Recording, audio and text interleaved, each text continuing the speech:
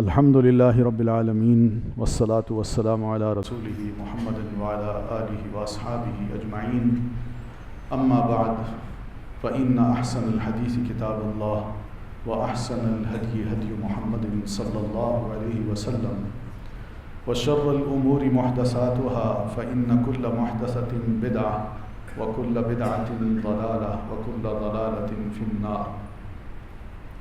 اعوذ باللہ السمیع العلیم من الشیطان الرجیم بسم اللہ الرحمن الرحیم والعصر ان الانسان لفی خسر الا الذین آمنوا وعملوا الصالحات وتواصوا بالحق وتواصوا بالصبر. قرآن مجید میں اللہ تعالیٰ نے بار بار ایک جملے کا استعمال کیا ہے جو ہم سب کے لیے قابل غور ہے، اور وہ ہے جہاں ایمان والوں کو سمجھایا کہ جو لوگ ایمان لاتے ہیں وعملوا الصالحات اور نیک عمل کرتے ہیں. یہ نیک عمل کیا ہے؟ عمل صالح کیا ہے؟ بار بار ہم یہ لفظ پڑھتے ہیں. عمل صالح ایک ایسے نیک عمل کو کہتے ہیں جس میں 3-4 چیزوں کا ہونا بڑا ضروری ہے. پہلی چیز یہ کہ وہ عمل جو میں کرنے جا رہا ہوں یا آپ کرنے جا رہے ہیں، اس عمل کے لیے نیت جو ہے وہ خالصتاً اللہ تعالیٰ کے لیے ہو، کسی اور کے لیے نہ ہو. اس میں کوئی ریاکاری، دکھاوا یا شہرت مطلوب نہ ہو کہ میں یہ کر رہا ہوں شاید اس عمل سے مجھے شہرت مل جائے گی، یہ میں اس لیے کر رہا ہوں کہ لوگ مجھے نیک کہیں. کیونکہ یہ عمل صالح نہیں ہے. وجہ یہ ہے کہ ایک کام ہے اللہ کے لیے اور دوسرا کام ہے دوسرے کے لیے. وہی کام اگر دوسرے کے لیے ہو جاتا ہے تو وہ اللہ کے لیے نہیں ہے. اس لیے کہ اللہ تبارک و تعالیٰ کے پاس ایک میزان ہے. اس میزان کو ہم سب جانتے ہیں. وہ کیا ہے کہ اللہ ہمارے دلوں کے حالات کو اچھی طرح جانتا ہے، ہمارے دل کی سچائی کو اچھی طرح جانتا ہے، ہمارے دل کے اندر کے جو ارادے ہیں ان تمام کو بخوبی جانتا ہے. تو یہ جو خوبی ہے، اس خوبی کے بارے میں اللہ فرماتے ہیں کہ عمل صالح وہی ہوگا جو خالصتاً میرے لیے ہوگا، کسی اور کے لیے نہیں. اگر وہ میرے لیے ہے تو میں قبول کروں گا، اور اگر کسی اور کے لیے ہے تو میں بالکل قبول نہیں کروں گا. یہ ایک صاف سی بات ہے جو قرآن مجید میں کہہ دی گئی.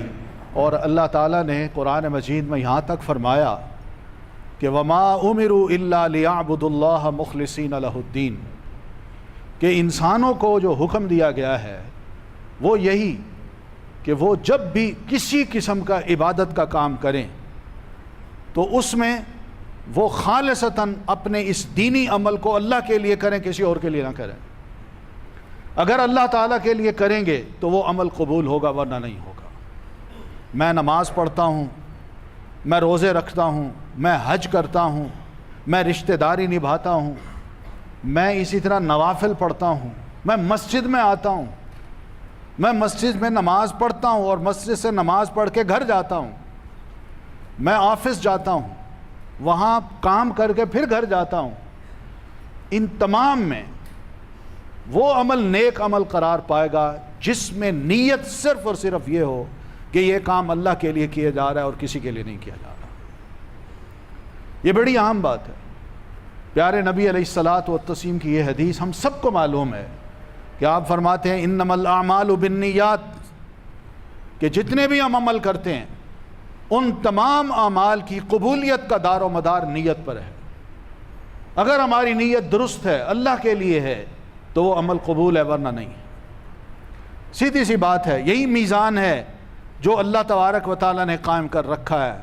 وہ چاہتا ہے کہ کام میرے لیے کیا جائے، اور میرے لیے کیا جائے گا تو میں دوں گا. اگر دوسرے کے لیے کیا جا رہا ہے تو پھر اسی سے جا کے اجر لیجئے، مجھ سے کیا لینا ہے. ایک سیدھا سا ترازو ہے، میزان ہے جو اللہ تعالیٰ نے قائم کر رکھا ہے. تو اسی میزان کی مناسبت سے یہ بات آپ صلی اللہ علیہ وسلم نے بھی فرمائی انما الاعمال بالنیات، کہ ہم جتنے بھی عمل کرتے ہیں ان کی قبولیت کا دار و بدار نیت پر ہے. اگر یہ نیت اللہ کے لیے ہے تو عمل قبول ہے، اور اگر یہ نیت کسی اور کے لیے تو وہ عمل قبول نہیں ہے، کم از کم اللہ تعالیٰ کے ہاں قبول نہیں ہے. تو پہلی بات جو بڑی اہم ہے وہ یہی ہے کہ عمل ہم جو بھی کریں وہ خالص اللہ تعالیٰ کے لیے کریں. اور دوسری بات جو عمل صالح کے لیے بڑا ضروری ہے کہ وہ عمل شریعت نے بتایا ہو، اللہ نے بتایا ہو، رسول اللہ نے بتایا ہو، کسی اور نے نہ بتایا ہو.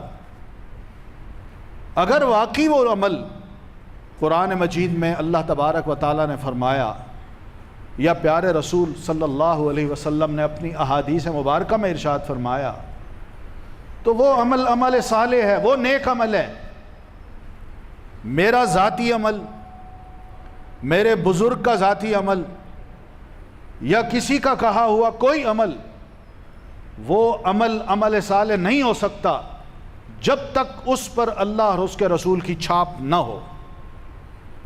جب وہ اللہ اور اس کے رسول کا کہا ہوا ہوگا، کوئی بھی کہے تو وہ تو ماننا ہے، وہ نیک عمل ہوگا. اور اگر کوئی اور کہتا ہے مگر اللہ اور اس کے رسول نے نہیں کہا، چاہے وہ عمل کتنا ہی خوبصورت کیوں نہ ہو، وہ اللہ تعالیٰ کے ہاں نیک عمل نہیں ہے. اور ان سب کو ہم سمجھتے ہیں کہ بہت سے ایسے نئے مسلمان تھے جنہوں نے اپنی طرف سے کسی عمل کو بڑا خوبصورت بنانے کی کوشش کی، اور یہ بھی چاہا کہ ہم اس عمل کو کریں تاکہ اللہ کو خوش کریں، مگر نہ اللہ تعالیٰ نے اس کا حکم دیا تھا اور نہ ہی رسول اللہ صلی اللہ علیہ وسلم نے فرمایا تھا. جب صورتحال یہ تھی تو اندازہ کیجئے کہ نبی علیہ الصلاۃ والتسلیم نے فرمایا یہ عمل میرا طریقہ ہے ہی نہیں، اور جو میرا طریقہ نہیں ہے وہ ریجیکٹڈ ہے. آپ نے صاف فرمایا. ہم سب جانتے ہیں کہ کتنے نوجوان تھے صحابہ کرام میں جو یہ چاہتے تھے کہ اپنے ماضی کو ہم کسی طرح رب کی بارگاہ میں مٹوا سکیں، کیونکہ اس میں بڑے گناہ کیے ہیں. کلمہ پڑھا، مسلمان ہوئے، رسول اکرم صلی اللہ علیہ وسلم نے جو فرمایا ویسے کرتے گئے، مگر دل میں یہی خیال آیا کہ کچھ اور عمل کریں تاکہ اللہ اور خوش ہو جائے. کسی نے کہا، ایک نے کہا میں مسلسل اب روزے رکھوں گا، میں کبھی افطار نہیں کروں گا. دوسرے نے کہا میں اب کبھی شادی نہیں کروں گا.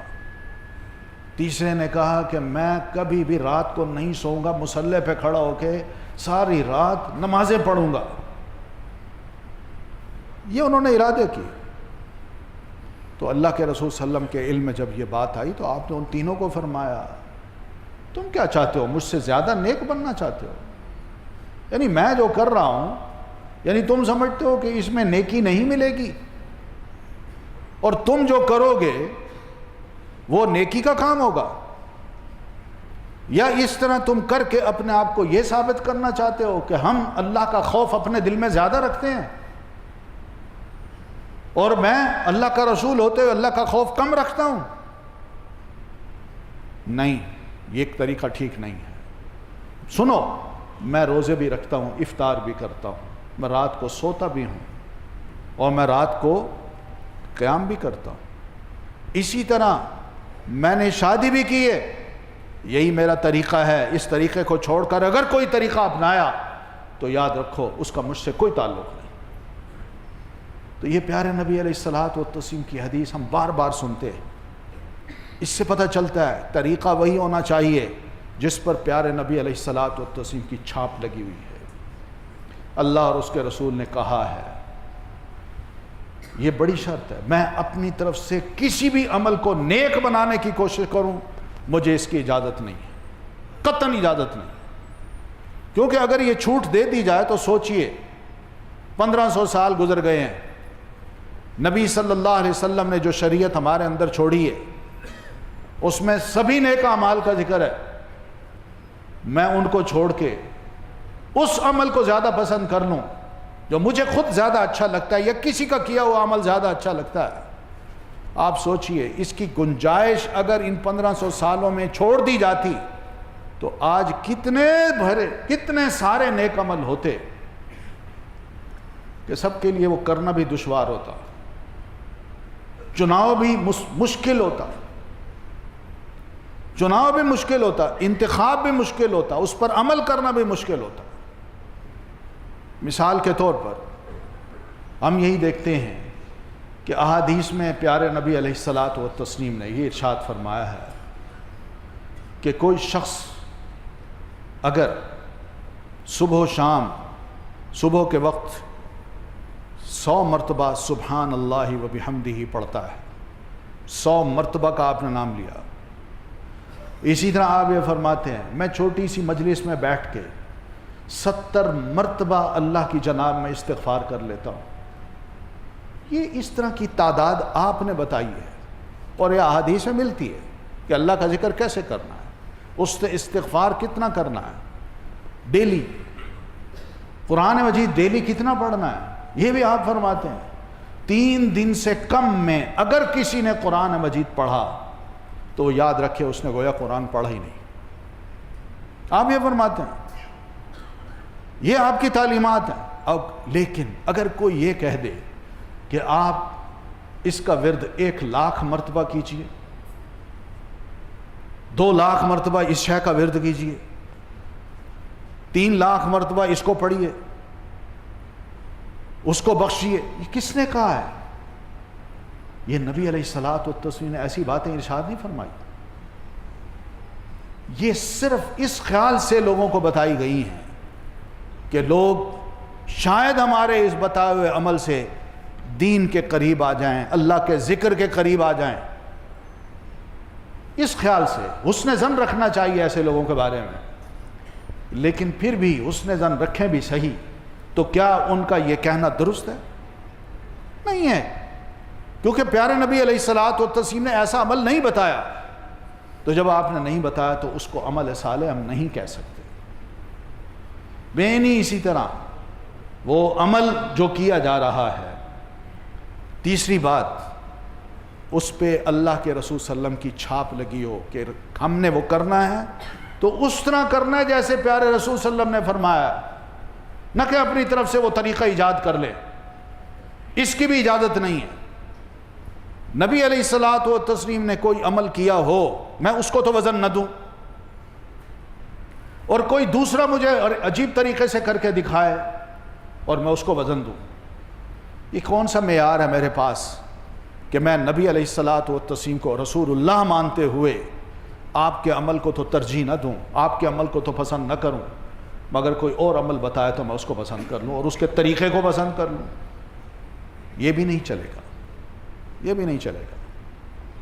بڑی خوبصورت بات ہے، یہ حج کے دن ہیں، نبی صلی اللہ علیہ وسلم نے حج تمتع کیا، جس میں آپ نے نیت یہ کی کہ میں پہلے جا کے عمرہ کروں گا، پھر احرام کھول دوں گا، پھر حج کے جب دن آئیں گے 8ویں ذی الحجہ کو احرام باندھ کے منا روانہ ہو جاؤں گا۔ تو درمیان میں جو احرام کھولا ہے اس کی وجہ سے اس کو کہا گیا حج تمتع۔ آپ نے حج تمتع کیا، صحابہ نے بھی کیا۔ سیدنا عمر رضی اللہ تعالیٰ عنہ کا جب دور آیا تو انہوں نے دیکھا کہ سب دور دور سے آتے ہیں پیدل چل کے، اور سبھی یہ نیت کرتے ہیں ہم حج تمتع کریں گے۔ تو سیدنا عمر نے سوچا کیا مناسب ہے ایسے لوگوں کے لیے جو اتنا لمبا سفر کر کے آتے ہیں، پھر بھی یہ صبر نہیں کر پاتے، کیوں نہ میں تھوڑی سی پابندی لگا دوں کہ حج تمتع نہ کریں، یا حج قران کریں یا حج افراد کریں، تھوڑا سا صبر کر لیں۔ یعنی گھر کا جو ماحول انسان کو اپنے گھر میں اپنی بیوی بچوں کے ساتھ، بیوی کے ساتھ رہنے کا ملتا ہے، وہ یہاں نہ بنائیں۔ انہوں نے صرف اتنی پابندی لگائی، کہہ دیا، صحابہ نے سن لیا، چپ رہے۔ نیکسٹ ایئر جب آیا تو یہی دن تھے، سیدنا عمر کے اپنے بیٹے عبداللہ ابن عمر رضی اللہ عنہما، یہ والد کے پیچھے نماز پڑھتے ہیں، نماز ختم ہوئی تو بیٹا صف کے ادھر یا ادھر آخر میں تھے، تو نماز ختم ہوئی تو بیٹے نے والد صاحب اٹھے، وہ چلے گئے، تو بیٹے نے کھڑے ہو کے وہیں احرام باندھا اور زور سے پکار کے کہا تلبیہ، اور کہا لبیک حجم بالتمتع، اللہ میں حج کے لیے حاضر ہو رہا ہوں اور یہ نیت کر کے آ رہا ہوں کہ حج تمتع کروں گا۔ بھئی اتنی بات کہنا تھی کہ دیگر ان کے جتنے بھی دوست احباب تھے ان کے گرد کھڑے ہو گئے۔ ان کا کیا آپ کے علم ہے کہ آپ کے بابا محترم نے پچھلے سال فرمایا تھا کہ آئندہ حج تمتع کوئی نہ کرے؟ تو انہوں نے فرمایا ہم نے تو اللہ کے رسول صلی اللہ علیہ وسلم کے ساتھ حج تمتع کیا تھا اور رسول اللہ صلی اللہ علیہ وسلم نے بھی حج تمتع کیا تھا۔ یہ جواب دیا، مختصر سا جواب، بالکل مناسب تھا، مگر لوگوں نے کہا کہ آپ کے بابا ہیں، خلیفہ وقت ہیں، انہوں نے حکم دیا ہے۔ تو انہوں نے پھر سادگی سے کہا کہ بھلا بتاؤ امر ابی یتبع ام قول رسول اللہ صلی اللہ علیہ وسلم، کیا میرے والد کی بات مانی جا سکتی ہے یا اللہ کے رسول صلی اللہ علیہ وسلم کی بات اس موقع پہ مانی جائے گی؟ ان کا بہرحال پھر بھی خلیفہ ہیں، پھر بھی خلیفہ ہیں۔ اب وہ کہتے ہیں ذرا لوگوں کو سمجھانے کے لیے، کہتے ہیں من ابی، میرے والد کون ہوتے ہیں؟ کھل کے کہہ دیا میرے والد کون ہوتے ہیں؟ میں تمہیں اللہ کے رسول صلی اللہ علیہ وسلم کی بات سنا رہا ہوں اور تم مجھے بار بار میرے والد کی بات کرتے ہو۔ یہ تھی وہ چیز جو نبی علیہ الصلوۃ والتسلیم نے مسلمانوں کے اندر چھوڑی اور مسلمانوں کو سمجھایا کہ جو دین میں تمہیں دے کے جا رہا ہوں بس اسی کو مضبوطی سے پکڑنا، بس یہی دین ہے، مختصر، سادہ، قابل عمل، اور اس میں کسی چیز کا اور اضافہ نہ کرنا اور نہ ہی کسی کو میرے مقام پہ بٹھانے کی کوشش کرنا۔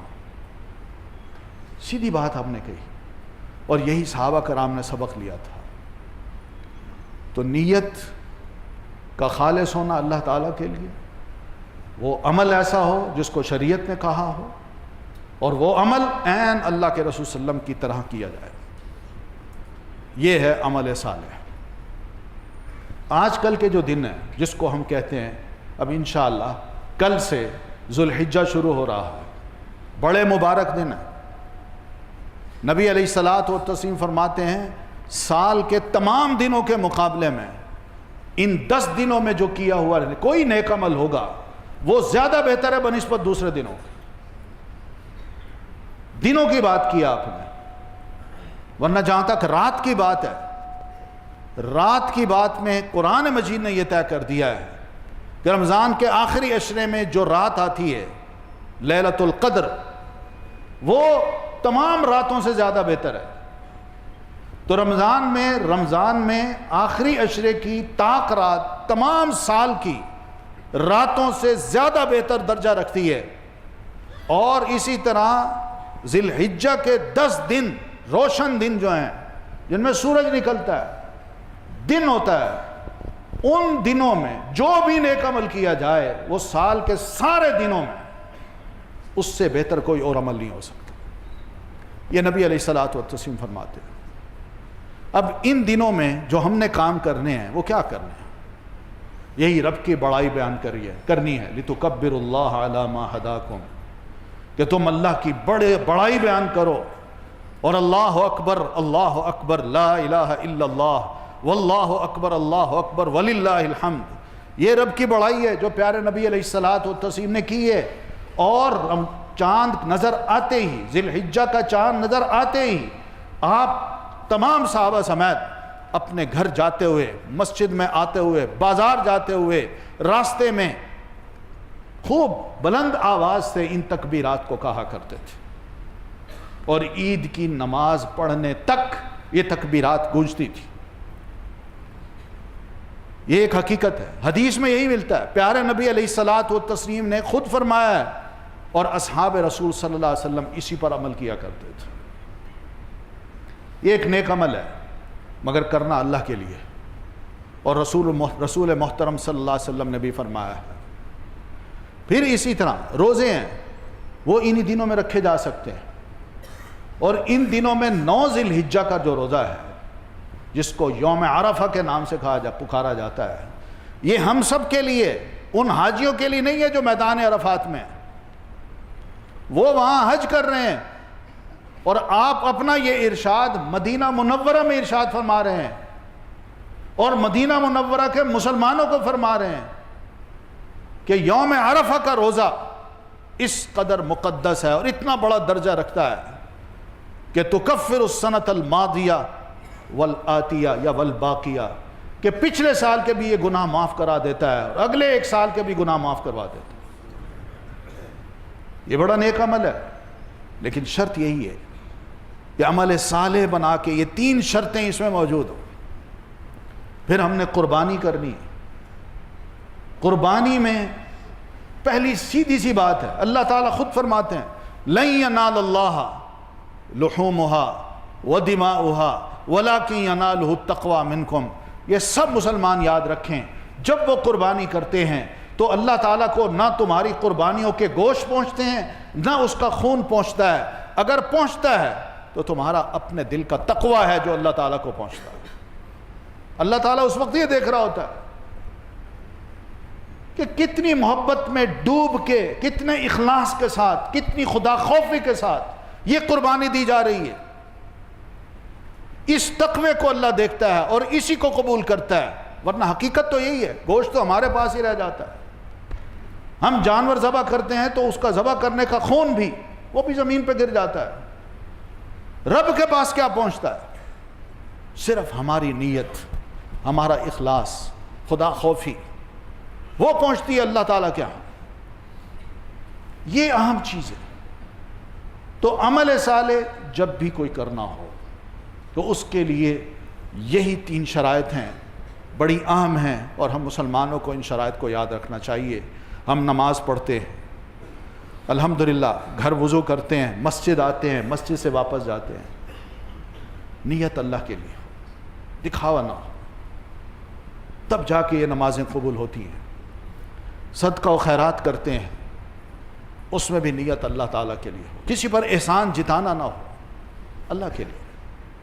بس وہی بات جو اکثر و بیشتر بچپن میں ہم نے جملے کی صورت میں سنی تھی، محاورے کی صورت، نیکی کر دریا میں ڈال، بس بھول جائیے، میں نے اللہ سے اس کا حساب کتاب لینا ہے، مجھے لوگوں سے کچھ نہیں چاہیے۔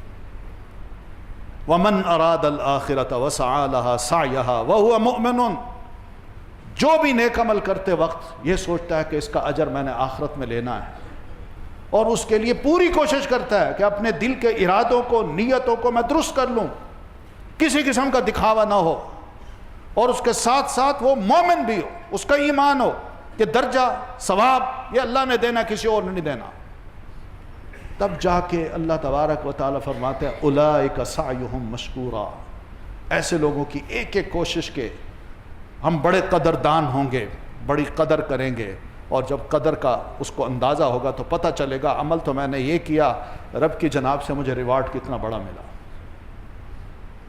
اسی لیے تو نبی علیہ الصلاۃ والتسلیم فرماتے ہیں کہ بندہ جب قربانی کرتا ہے، نیت اس کی خالصتاً اللہ کے لیے ہے، تو قربانی کا پہلے خون کا پہلا قطرہ زمین پہ گرتا ہے، اللہ اس کے سارے گناہ معاف کر دیتا ہے۔ کتنا بڑا ثواب ہے۔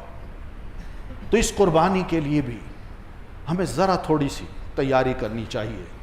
حقیقت میں ہمارے ہاں مارکیٹ میں عید کے روز ہماری بڑی خواہش ہوتی ہے کہ ہم جلد از جلد جانور کو ذبح کروائیں، گوشت پکائیں، کھائیں، دوست احباب کو بھیجیں یا دعوت کریں، بہت اچھی ارادے ہیں، لیکن جس سے ذبح کروایا جا رہا ہے کم از کم اس کے بارے میں ضرور تھوڑی سی ریسرچ کر لیں کہ کیا یہ واقعی صحیح مسلمان ہے۔ آپ ایک قربانی دے رہے ہیں، ایک جانور ہے، ذی روح چیز ہے، اس کو پاک رکھنا ہے، اس کو پاک رکھنا ہے، اس کی قربانی بھی پاکیزہ طریقے سے ہو، اس کا گوشت بھی پاکیزہ بنے۔ اس کے لیے یہ جو قصاب ہیں جو ہر وقت یعنی سال بھر کہیں نظر نہیں آتے، بس چھریاں خرید لی اور گلیوں میں گھومتے ہیں، ہم اس کو پکڑ کے کہتے ہیں آؤ ذبح کر دو، نہ اس کو پتہ ہے پاکیزگی کا، طہارت کا، نظافت کا۔ اور نہ ہی وہ فرق کر سکتا ہے نجاست کس کو کہتے ہیں، طہارت کس کو کہتے ہیں۔ یعنی گندا لباس اور ایک پاکیزہ چیز کو وہ ذبح کر رہا ہے، اور ذبح کرتے وقت اس کو اپنے جسم پہ کھجلی بھی ہو رہی ہے، اور بعض لوگوں کے ہاتھ زخمی ہوتے ہیں۔